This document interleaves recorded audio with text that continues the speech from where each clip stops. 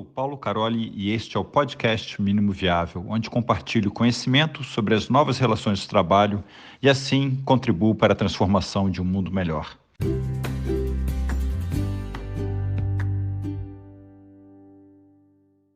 Já temos nossa próxima pergunta. Como as tecnologias emergentes podem ser usadas para melhorar a acessibilidade, diversidade e inclusão nos produtos? Quais são as tendências atuais e futuras nessa área? Gente, na minha mente já veio o chat GPT. Agora a gente só tá falando em chat. Tá uma febre do chat GPT. E tanta coisa, né? Eu tô vendo até os designers de UI, de content, todo mundo assim com aquela tensão, será que vai substituir meu trabalho? Será que vai tirar meu emprego? Eu fico pensando, o quanto a tecnologia está avançando e quanto ela está avançando sem acessibilidade. O próprio chat GPT, a interface não é acessível, né? Para o leitor de telas.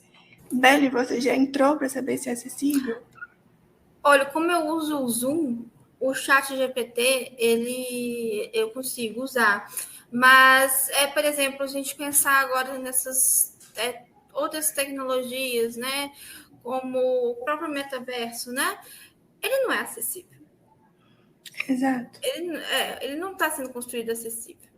A gente não tem... A gente vê muitas coisas acontecendo, mas, ao mesmo tempo, uma coisa que eu queria, assim, que eu estava discutindo esses dias com uma amiga, o Oculus Quest, né? O óculos que é usado para a realidade virtual, por exemplo, ele não é algo acessível, não é acessível nem financeiramente, nem em questões para pessoas com deficiência, e ele é criado, hoje em dia a gente entra no metaverso, entra na realidade virtual, muito mais para brincar, eu vejo muito isso, sabe?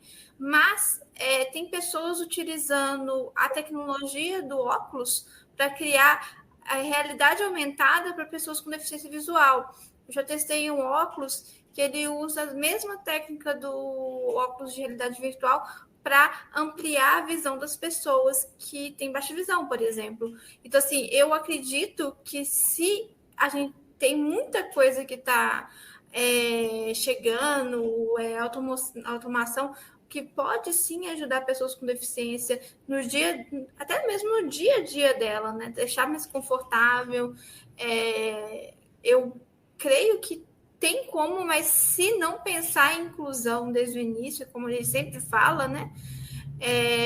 A gente pode usar, como a gente está vendo que está na medicina, a gente vê isso ampliando, né? Lentes para pessoas com glaucoma.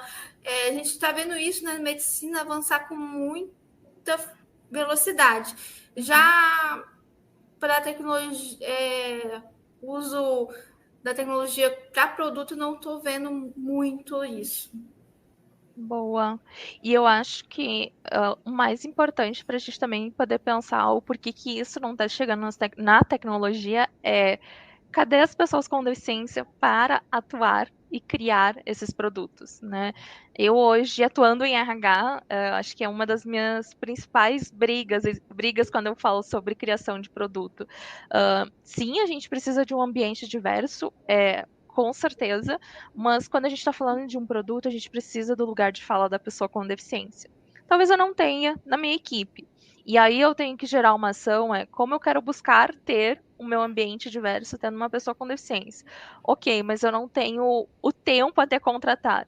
Vamos atrás das pessoas com deficiência, né? Tem espaços, tem amigos, tem trocas, tem grupos, enfim, acho que tem N espaços. Mas eu acho que para chegar à acessibilidade nas pessoas, as pessoas que estão lá na ponta criando precisam chegar até nós para pensar nessa mudança, nesse viés, né? Para acrescentar uma tecnologia emergência, a gente pode falar dos jogos, né? Que é uma área que eu atuo com muito fervor, né? Que eu sou uma pessoa que gosta de jogar. A gente vê uma evolução muito grande, né, nos jogos. Todo jogo está trazendo pelo menos uma opção de acessibilidade. Lógico que ainda tem muito caminho, a gente vê isso chegando à tona com premiações nos jogos, para jogos acessíveis.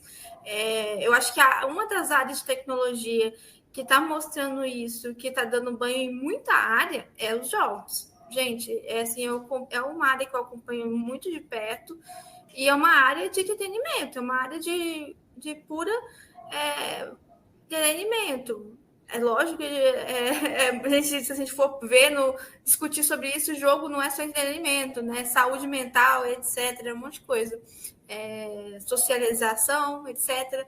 Mas a gente vê isso acontecendo, estamos gatinhando ainda, não estamos, ainda temos muito caminho a percorrer, mas eu vejo isso acontecendo bastante nos jogos e nas próprias indústrias grandes, né? Como a PlayStation e a Xbox. Boa, Beli. Esses dias eu estava estudando um pouco mais sobre as soluções que a própria Meta, né, a Meta, a antiga Facebook, traz para o mercado.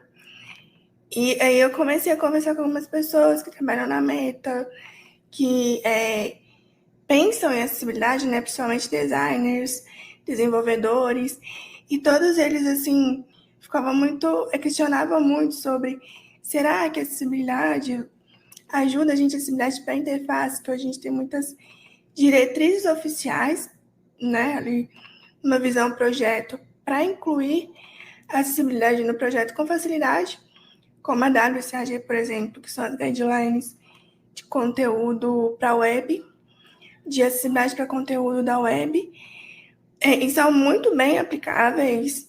Claro que tem alguns rumores de que a WCAG ela compreende muito uma diversidade única de pessoas com baixa visão, pessoas cegas, né?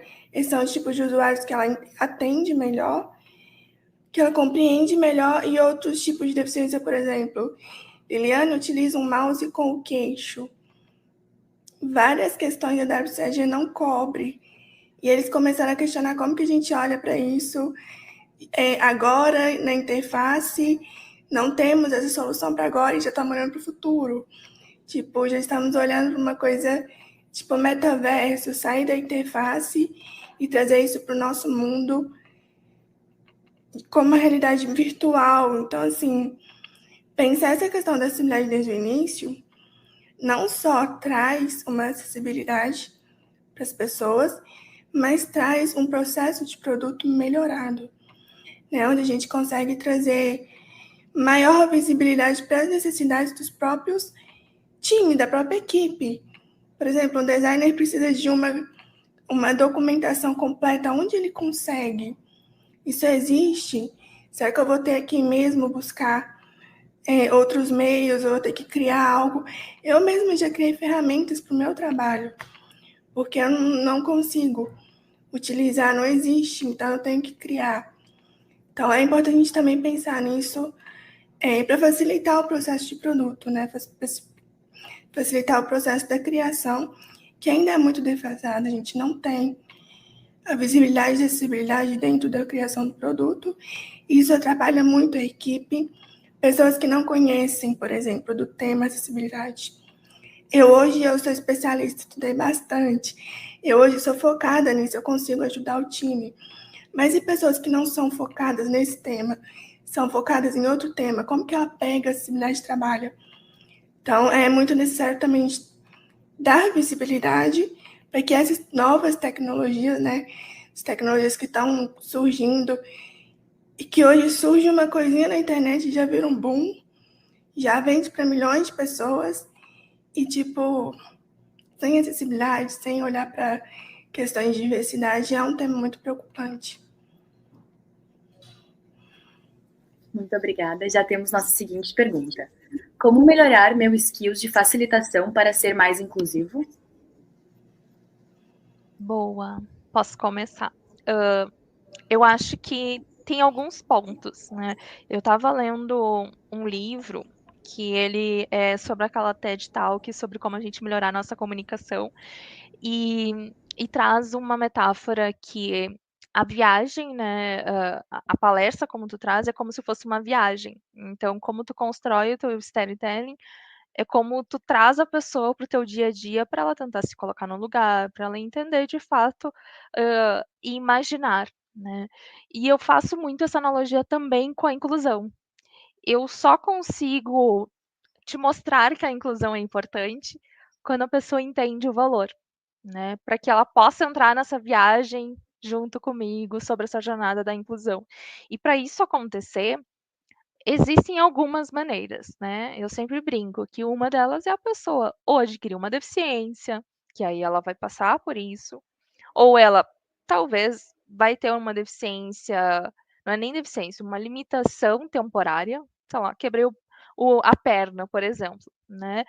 Não é nem metade do que as pessoas passam, mas infelizmente é o momento que as pessoas começam a se colocar no lugar, que por vezes é um pouco capacitista esse olhar, né? Essa forma de pensar.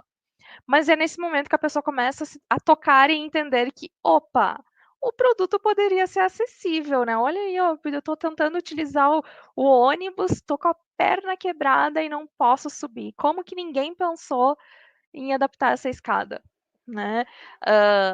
Ok, eu fui de um ponto lá no extremo, mas eu acho que o principal ponto para melhorar essa skill da gente poder transformar tanto facilitação, ser um líder inclusivo, ser um ambiente inclusivo, é a pessoa pegar para si essa responsabilidade.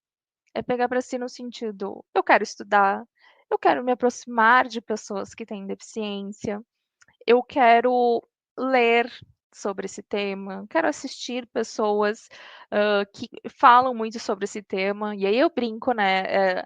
Se não consegue ler, então segue alguém, né, no Instagram, né? Que vou acompanhar a realidade da pessoa, mas isso faz que seja 1% para sair da nossa bolha, né?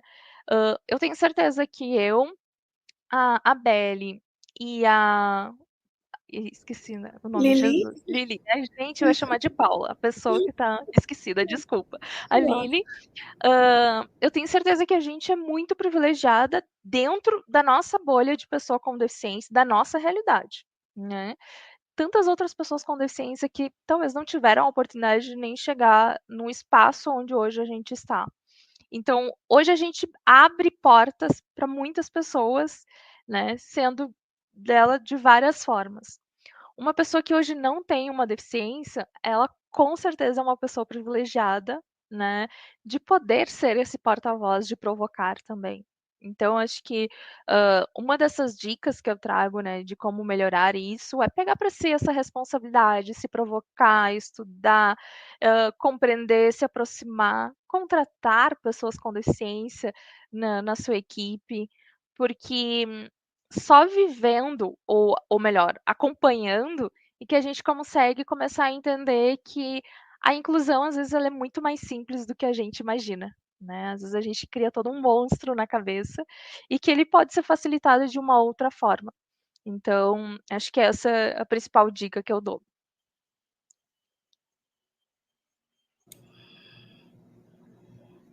acho que a Anne falou tudo, assim. Inclusão, né? Pensar em inclusão, incluir, em conhecer, em ser curioso. Acho que falando um pouco de hard skills, como eu disse, a gente não tem muitas ferramentas para estudar inclusão. O estudo está no dia a dia, na prática de se incluir.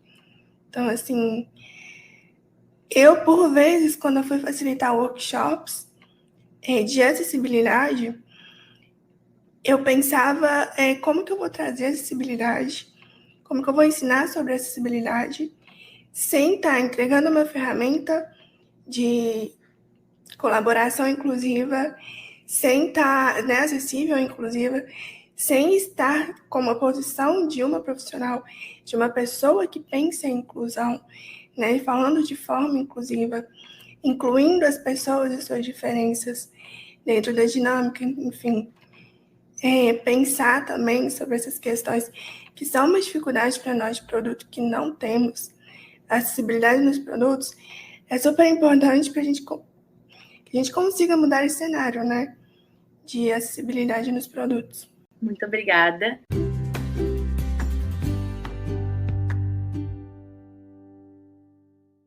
Até aqui o episódio de hoje. Espero que tenha gostado. Eu te peço para se inscrever e recomendar esse podcast na sua plataforma de podcast preferida, como Spotify e YouTube, e nas redes sociais. Ou, como eu prefiro, recomende aos seus amigos. Assim você me ajuda com a missão de compartilhar conhecimento sobre as novas relações de trabalho, de forma a contribuir para a transformação de um mundo melhor.